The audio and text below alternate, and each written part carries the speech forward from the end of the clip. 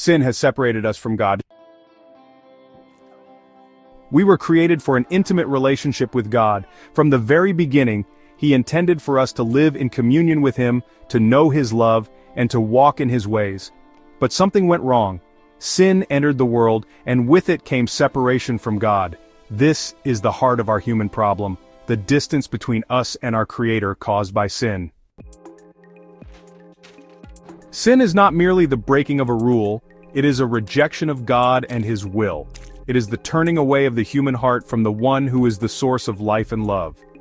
The story of Adam and Eve in Genesis 3 reveals how this separation began. When Adam and Eve chose to disobey God, they experienced immediate consequences: fear, shame, suffering, and ultimately, spiritual death.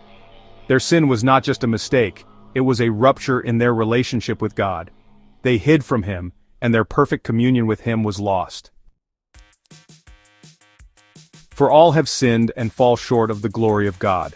Romans chapter 3 verse 23. This verse reminds us that sin is not just Adam and Eve's problem, it is our problem. Each of us has turned away from God in different ways, choosing our own will over His. Sin is a universal condition affecting every human being. What does it mean that sin separates us from God? The consequences of sin are not merely external punishments, they are intrinsic to the nature of sin itself. Here are 3 key consequences. God is the source of life. When we turn away from Him, we cut ourselves off from the very life that sustains us. Just as a branch separated from a tree withers and dies, so too does the human soul without God. For the wages of sin is death. Romans 6:23. Sin leads to spiritual death, an emptiness and a longing that nothing in this world can truly satisfy.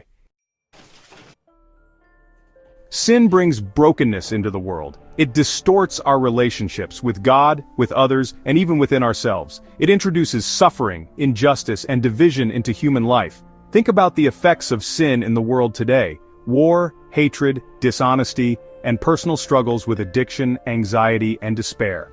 These are all reflections of the deeper reality that we live in a fallen world. One of the most sobering truths about sin is that we cannot save ourselves. No amount of good works, personal effort, or moral discipline can bridge the gap between us and God. If left to ourselves, we would remain forever separated from Him. Sin separates us from God, and we need His mercy and grace to be restored. The reality of sin is devastating.